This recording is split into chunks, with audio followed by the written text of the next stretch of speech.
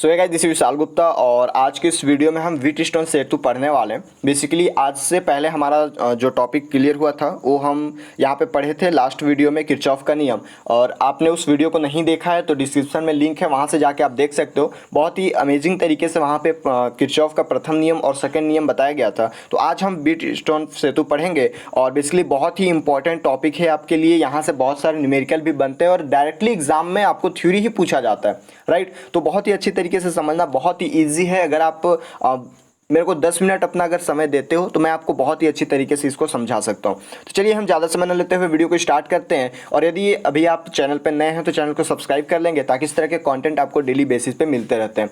Basically यहाँ पे मैं डेली लाइव आता हूँ शाम को 5 बजे, तो आप भी अपना टाइम यूटिलाइज कर सकते हो शाम को 5 बजे यहाँ पे फिजिक्स पढ़ने के लिए, और उसके बाद शाम को 6 बजे यहाँ पे केमिस्ट्री आप पढ़ सकते हो, राइट। चलिए ज़्यादा समय न लेते हुए हम स्टार्ट करते हैं आज का क्लास। और आज हम बेसिकली व्हीटस्टोन सेतु पढ़ेंगे। तो आपको पता ही है कि व्हीटस्टोन सेतु या फिर कोई भी टॉपिक, ये बेसिकली एक प्रैक्टिकल है।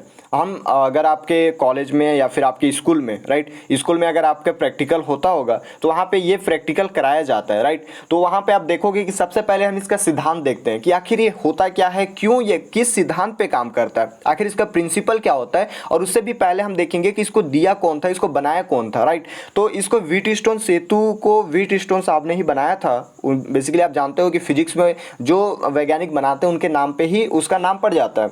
तो यहाँ पे व्हीटस्टोन ने ही बनाया था। कब बनाया था तो मैं आपको बता दूं कि ये व्हीटस्टोन सेतु 1842 में बनाया गया था, राइट। 1842 में बना था। और ये बेसिकली चतुर्भुज के एक चतुर्भुज लिए थे और इसको चारों कोनों पर, चारों बीच में 4 प्रतिरोध लगाए थे, राइट। PQRS 4 प्रतिरोध लगा के देखे थे। और ये जो बीच में एक G लगा दिए थे, राइट। और यहाँ से बैटरी से क्या धारा प्रवाहित किया जाता था। और विकर्ण में एक धारा मापी G जो बताया, ये धारा मापी लगा देते थे। चलिए एक बार फिर से मैं बता दूं कि ये हमारे 1842 में व्हीटस्टोन साहब ने दिया था। और यहाँ पे एक बेसिकली एक चतुर्भुज लिए थे और उसके चारों कोनों पर 4 प्रतिरोध लगा दिए थे, राइट। ये आप देख सकते हो P, Q, R and S, ये 4 प्रतिरोध लगाए थे। और इसको इसके जो विकर्ण होता है उसको बैटरी से जोड़ दिए थे। यहाँ पे आप देख सकते हो बैटरी से जोड़ा गया है। और इसके दूसरे विकर्ण पर एक धारा मापी लगा देते हैं जो कि G है, राइट। धारा मापी अगर हम लगा देते हैं तो ये आप जानते हो कि अगर यहाँ पे नदी है, यहाँ दो कोनों को अगर जोड़ना है तो अगर हम यहाँ से जोड़ देते हैं, एक ब्रिज के टाइप काम करता है। ब्रिज इंग्लिश में बोलते हैं और इसको हिंदी में आप पुल बोल सकते हो, राइट। तो ये ब्रिज की तरह ही काम करने लगता है और इसलिए इसको व्हीटस्टोन ब्रिज बोलते हैं, व्हीटस्टोन सेतु बोलते हैं। पुल को हिंदी में सेतु बोलते हैं और इंग्लिश में ब्रिज बोलते हैं। तो इस तरीके से ये जो गैल्वेनोमीटर लगाया, यहाँ धारा मापी जो लगाया गया था, इसी धारा मापी के वजह से ही इसको ब्रिज बोलते हैं, राइट। एक ब्रिज की तरह काम करता है क्योंकि यहाँ से भी हम यहाँ से जा सकते हैं और यहाँ से भी देखें तो ये गैल्वेनोमीटर लग गया, यहाँ पे धारा मापी लग गया, तो यहाँ से भी हम आगे जा सकते थे।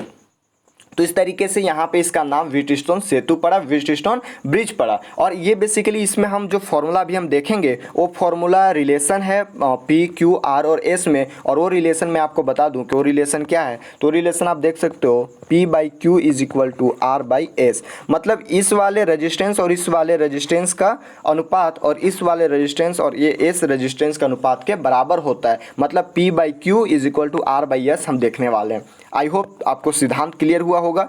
चलिए अब हम इसके आगे कुछ डायग्राम को भी देख लेते हैं। डायग्राम आप कैसे बनाओगे, क्योंकि यहाँ पे तो डायग्राम बनाया है तो आपको समझ में नहीं आएगा कि हम स्टार्ट कहाँ से करेंगे। तो इसी को भी हम आगे देखेंगे। और चलिए देखते हैं कि डायग्राम को हम कम से कम बनाने सीख लेते हैं। तो डायग्राम बनाने के लिए कुछ मत करना, आप सबसे पहले एक आप चतुर्भुज बना लेना, एक वृत्त बना लेना, जो भी आप बोल सकते हो, चतुर्भुज बोल सकते हो।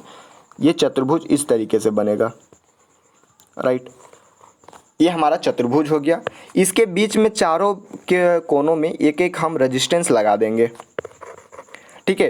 तो जब हम इसके बीच में अगर हम रेजिस्टेंस लगा देते हैं यहाँ पे, तो ये हमारा इस तरीके से दिखेगा,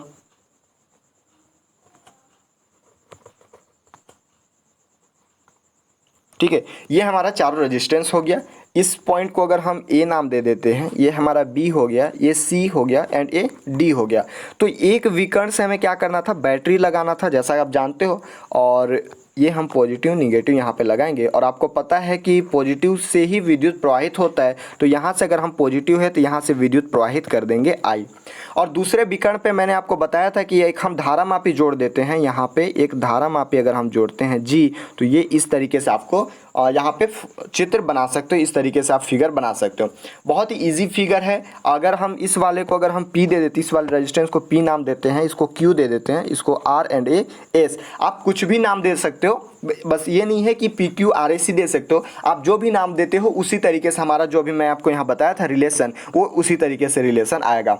तो इसके बारे में अगर हम देखें तो फिगर बताने के लिए कि फिगर कैसे बनाए, तो ये भी बता सकते हो कि एक हम चतुर्भुज लेते हैं, इसके चारों कोनों पर एक एक प्रतिरोध लगा देते हैं PQRS, इसके एक विकर्ण को बैटरी से जोड़ देते हैं और दूसरे विकर्ण को एक धारामापी की तरह से जोड़ देते हैं।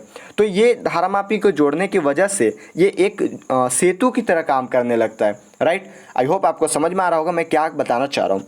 तो एक सेतु की तरह जब काम करने लगता है तो इसीलिए इसका नाम हम ब्रिजस्टोन सेतु या ब्रिजस्टोन ब्रिज नाम देते हैं। राइट, अब सपोज कि यहाँ से I धारा हम प्रवाहित कर रहे हैं, यहाँ बैटरी जो हमारा है, बैटरी अगर हम K बोल देते हैं इसको, सॉरी E बोल देते हैं, तो यहाँ से I धारा जब प्रवाहित हो रहा है, अब यहाँ से अगर हम I धारा प्रवाहित कर रहे हैं यहाँ से, तो ये जो A पॉइंट है यहाँ से आप देख सकते हो कि दो डायरेक्शन है, एक इस डायरेक्शन में जाएगा और एक इस डायरेक्शन में जाएगा। तो यहाँ से बेसिकली यहाँ पे दो डायरेक्शन में जा रहा है, तो करंट जो है करंट जो यहाँ से आ रहा है ये भी दो डायरेक्शन में जाएगा, तो इसको हम I1 दे देते हैं। जो P साइड से होके जाएगा इसको I1 दे देते हैं और जो R साइड से जाएगा इसको I2 दे देते हैं। तो अब इस पूरे डायरेक्शन में, यहाँ से लेके इस पूरे डायरेक्शन में I धारा प्रवाहित होगा। लेकिन आप जब बिंदु P पे जाओगे, पॉइंट P पे जाओगे, तो यहाँ से दो फिर रास्ता मिल जाता है, एक इधर से जाना है G से होते हुए और एक Q से होते हुए जाना है। तो यहाँ पे भी अगर हम सपोज कि ये जो G है यहाँ से IG धारा प्रवाहित हो रहा है, बस आपको एक चीज़ मानना है, IG धारा अगर प्रवाहित हो रहा है तो सपोज आपके पास 10 रुपये है, आपने 8 रुपये दे दिया किसी और को, तो आपके पास कितना बचा, 10 - 8। मतलब कि यहाँ से I1 धारा हमारे पास जा रहा था और इसको हमने IG धारा दे दिया, तो हमारा जो Q साइड से जाएगा वो कितना जाएगा, I1 - IG। मतलब हम बोल सकते हैं कि यहाँ से जो धारा जाएगा ये I1 - IG धारा जाएगा, IG करंट जाएगा। ठीक है, जब यहाँ G से जो धारामापी हम माने हैं यहाँ से, वहाँ से अगर G करंट जाता है तो जो B से होते हुए C तक जाएगा, Q से होते हुए जाएगा, वो I1 - IG जाएगा। ठीक है, यहाँ C पर आके मिल जाएगा I1 - IG। अब इस वाले पे आओ, इस वाले डायरेक्शन पे आ जाओ, मतलब A से D की ओर। तो A से D की ओर जा रहा है I2 धारा, राइट। लेकिन यहाँ जो D पे जाओगे तो I2 तो इधर से आ रहा है, लेकिन आपको यहाँ से IG भी मिल जा रहा है। मतलब कि ये कि आप 10 रुपये लेके तो बाजार जा रहे थे, लेकिन एक उधारी था आपके दोस्त के पास, वो भी आपको 8 रुपये दे दिया, तो अब आपके पास कितना हो गया, 18 रुपये हो गया। मतलब कि IG भी दे दिया, तो यहाँ पे बोल सकते हो कि I2 + IG धारा यहाँ D पे मिल गया। अब ये I2 + IG धारा होते हुए S की ओर जाएगा और यहाँ पे C पर मिल जाएगा, और इस तरीके से यहाँ से फिर से वही I धारा प्रवाहित होने लगेगा इस पूरे सर्किट में। आई होप ये चीज़ थोड़ा सा आपको क्लियर हुआ होगा। चलिए एक बार फिर से मैं आपको समझा दूँ। 1 सेकेंड, पहले मैं पेन का कलर चेंज कर लेता हूँ। यहाँ से I धारा प्रवाहित हो रहा है, ध्यान से समझना, बस इसको अगर आप समझ लिए तो आपका पूरा चीज़ क्लियर हो गया, राइट। तो यहाँ से जब I धारा प्रवाहित हो रहा है बैटरी से A पे जाएगा, A पे ये दो भाग में बढ़ जाएगा, एक I1 में और एक I2 में। I1 P से होते हुए I1 जाएगा और R से होते हुए I2 जाएगा। अब ये I1 यहाँ पे बिंदु P पे दो भाग में बढ़ जाएगा, एक Q वाले में जाएगा और एक G वाले में जाएगा। तो G वाले को हम मान लेते हैं कि IG धारा प्रवाहित होगा, तो Q में कितना होगा, I1 - IG। अब ये I2 बह रहा था R से होते हुए, R से होते हुए कितना जा रहा था, I2 जा रहा था, लेकिन यहाँ पे इसको IG भी मिल गया यहाँ पे आके, तो अब कितना हो गया, I2 + IG, राइट। अब जब I2 + IG हो गया तो इस वाले सर्किट में, इस वाले सर्किट में I2 + IG प्रवाहित होगा और यहाँ पे C पे जाके मिल जाएगा, और इधर से Q वाला भी I1 - IG आ रहा था, और फिर से यही वही हाल I पूरे सर्किट में प्रवाहित होने लगेगा। तो इस तरीके से यहाँ पे हमने धारा किस तरीके से बहेगा उसको हमने बताया। अब चलिए यहाँ पे हम जो हमारे पास दो लूप मिल जाता है, अब हम इसको फॉर्मूला जो मैंने आपको बताया था P/Q = R/, यहाँ पे आप देख सकते हो P/Q = R/S, इसको हम सॉल्व करेंगे कि किस तरीके से ये सॉल्व होगा। तो फिगर को आप यहाँ पे देख सकते हो। चलिए हम यहाँ पे लिखते हैं।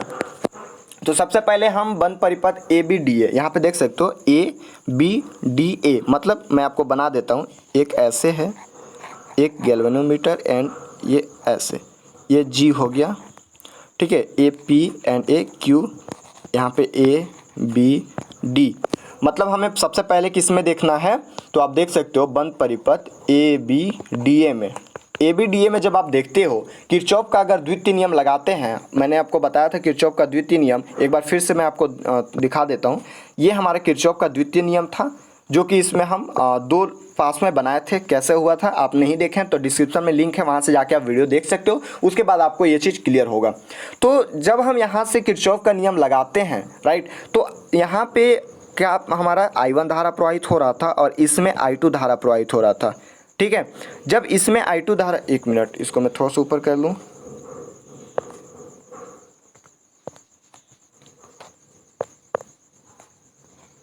जब इसमें I2 धारा प्रवाहित हो रहा था और ये G वाला है, इसमें IG धारा प्रवाहित हो रहा था, ठीक है। तो यहाँ से अगर हम देखें, अगर हम P को ले लें तो P में कितना धारा प्रवाहित हो रहा था, I1 एंड P, ठीक है, I1P हो गया।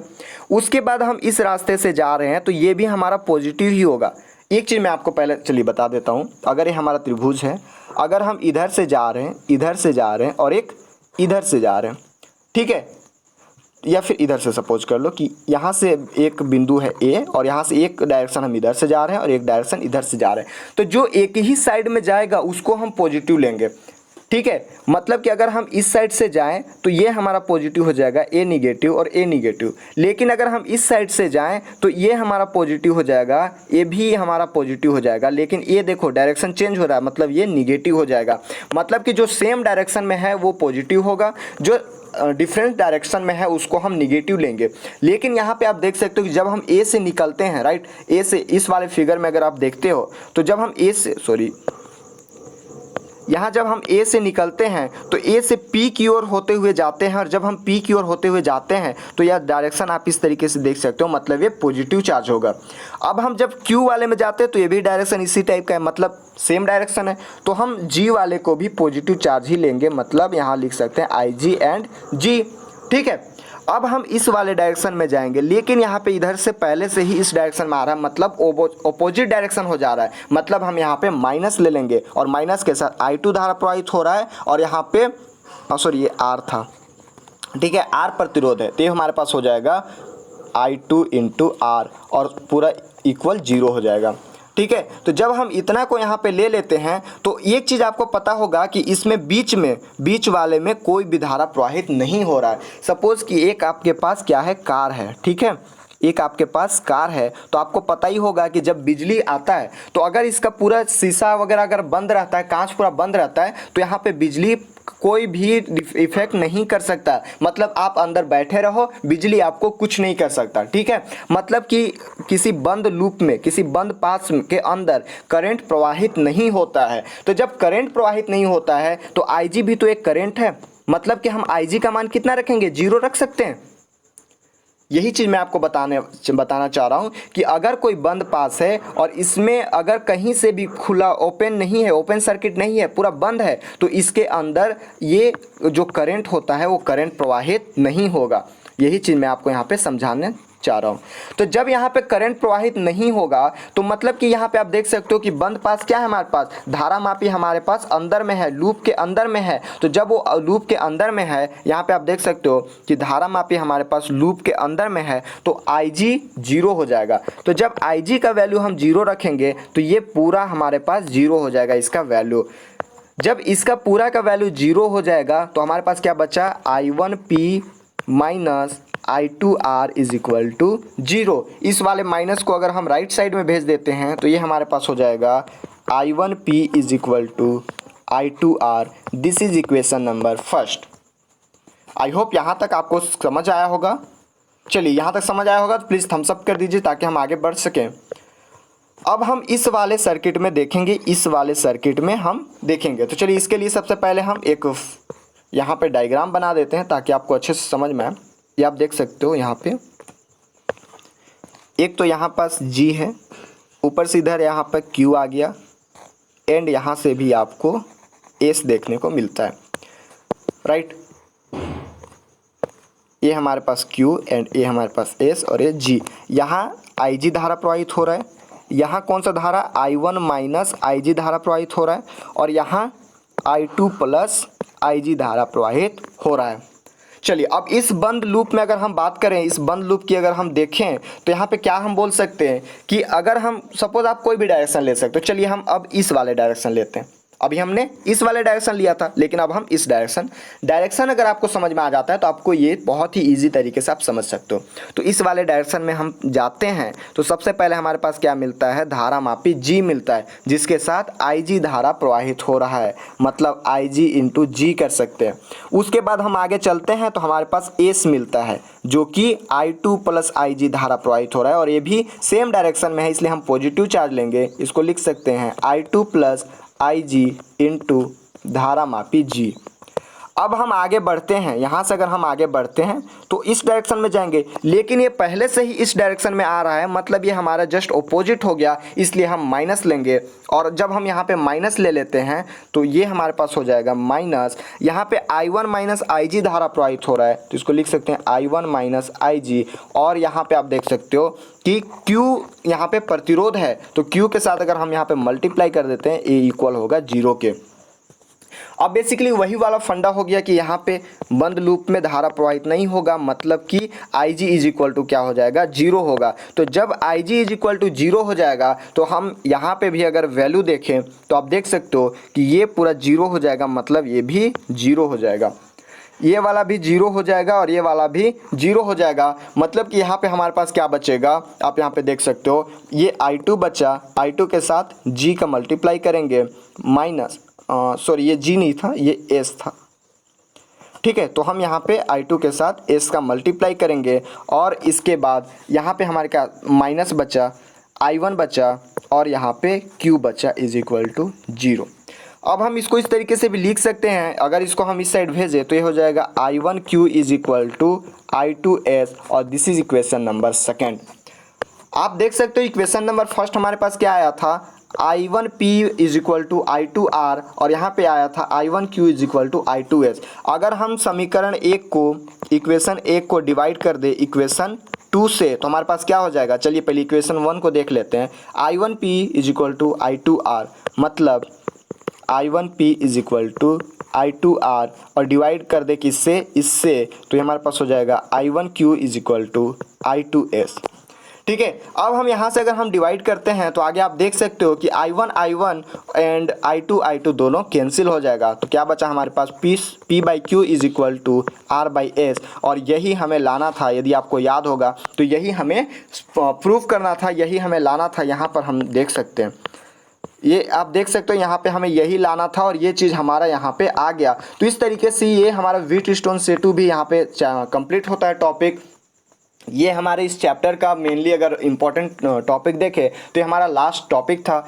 आज के बाद हम नेक्स्ट चैप्टर स्टार्ट करेंगे, विच इज़ चैप्टर नंबर 4, और उसके बारे में हम फिर आगे पढ़ेंगे। चैप्टर नंबर 4 एंड 5 बहुत ही इंपॉर्टेंट चैप्टर है, वहाँ से बहुत अच्छे अच्छे क्वेश्चन आपको देखने को मिलता है। थोड़ा सा लेंदी है, थोड़ा सा डिफ़िकल्ट पड़ता है, बट एनीवे आप अगर मेरे साथ जुड़े रहते हो बहुत ही अच्छी तरीके से मैं उसको भी समझाऊंगा, राइट। तो इस तरीके से आज हमारा चैप्टर 3 यहाँ पे कंप्लीट होता है। आई होप ये चीज़ आपको समझ में आया होगा। यदि आज का वीडियो आपको पसंद आया हो तो अपने दोस्तों को भी भेजिए, अपने दोस्तों को भी शेयर कर दे, वीडियो को लाइक करना ना भूले, कमेंट करें, एंड यदि आप चैनल पर नए हैं तो चैनल को भी सब्सक्राइब कर लें। मिलते हैं नेक्स्ट वीडियो में, तब तक के लिए see a good day, bye bye, thank you.